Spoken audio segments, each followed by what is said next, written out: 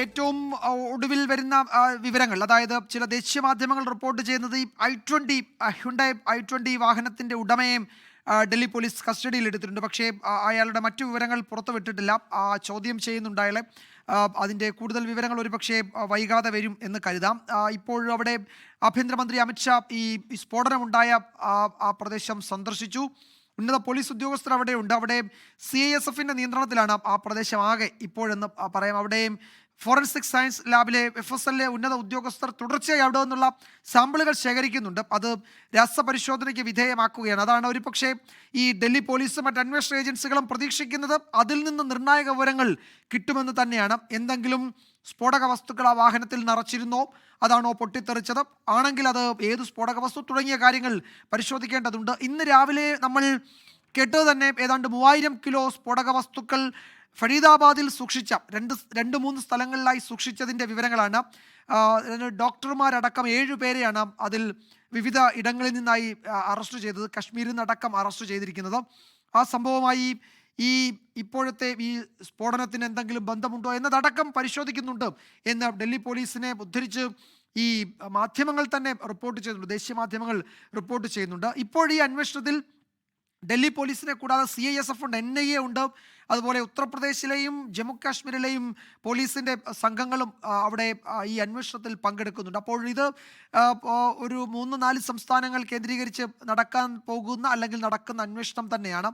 അത് എന്താണ് അവിടെ യഥാർത്ഥത്തിൽ സംഭവിച്ചത് എന്നത് രാജ്യത്തോട് പറയാനുള്ള സമയമായിട്ടില്ല എന്നാണ് ആഭ്യന്തരമന്ത്രി അമിത്ഷായുടെ വാക്കുകളുടെ രത്നച്ചുരുക്കം.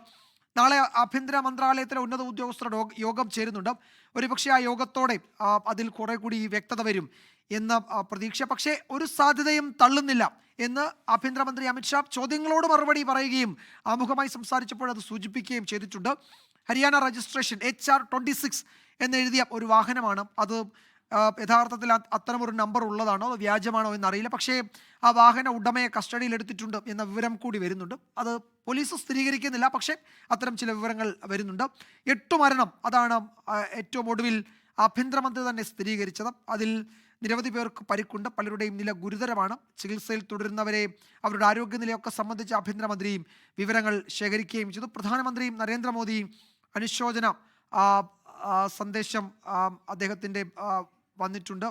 അവിടെ സ്ഥിതിഗതികൾ പ്രധാനമന്ത്രി വിലയിരുത്തുകയും ചെയ്തിട്ടുണ്ട്. ആഭ്യന്തരമന്ത്രി പ്രധാനമന്ത്രിയുമായി സംസാരിച്ചിട്ടുണ്ട്.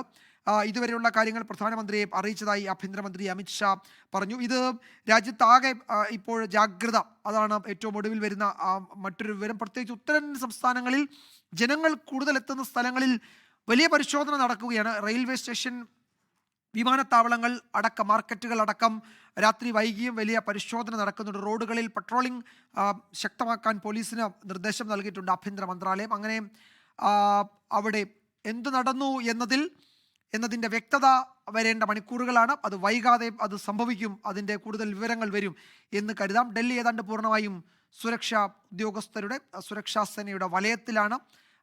രാത്രി വൈകിയും ആ പരിശോധനയും ആ തെരച്ചിലും തുടരും. ഡൽഹിയിലെ വിവിധ കേന്ദ്രങ്ങളിൽ പരിശോധന നടത്തുകയും പലരെയും കസ്റ്റഡിയിലെടുക്കുകയും ചോദ്യം ചെയ്യുകയും ചെയ്തിട്ടുണ്ട് എന്ന വിവരം കൂടി നേരത്തെ വന്നിരുന്നു.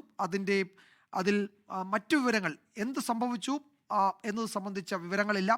ഒരു വാഹനത്തിൽ ഇത്രയും വലിയ സ്ഫോടനം ഉണ്ടായാൽ അത് കേവലം ഒരു പൊട്ടിത്തെറി എന്നതിനപ്പുറത്തേക്ക് ഒരു വലിയ ബ്ലാസ്റ്റ് എന്ന തരത്തിൽ അതിനെ വിലയിരുത്തുന്ന സുരക്ഷാ ഉദ്യോഗസ്ഥർ. അതുകൊണ്ടാണ് മണിക്കൂറുകൾ, കിലോമീറ്റർ ദൂരെ അതിൻ്റെ പ്രകമ്പനം അനുഭവപ്പെട്ടത്. അതിനുശേഷം ഈ അപകടം, ഈ സ്ഫോടനം ഉണ്ടായി മണിക്കൂറുകൾക്ക് ശേഷം സംസാരിച്ചവരും പറഞ്ഞത് ആ സമയത്ത് ആകാശത്തേക്ക് ഒരു തീഗോളം കണക്കെ അഗ്നിജ്വാലകൾ ഉയരുന്നത് അവർ കണ്ടു. കിലോമീറ്റർ ദൂരത്തേക്ക് അതിൻ്റെ സ്ഫോടന ശബ്ദം കേട്ടു എന്നവർ പറയുകയും ചെയ്തു. ഏതായാലും ഈ രാത്രി വരാനിരിക്കുന്നത് അവിടെ എന്ത് സംഭവിച്ചു എന്നതിൻ്റെ വിവരങ്ങൾ തന്നെയാണ്. അതിലേക്ക് വഴി തുറക്കുന്ന വിവരങ്ങൾക്കായി, വിശദാംശങ്ങൾക്കായി അന്വേഷണ സംഘവും കാത്തിരിക്കുകയാണ്.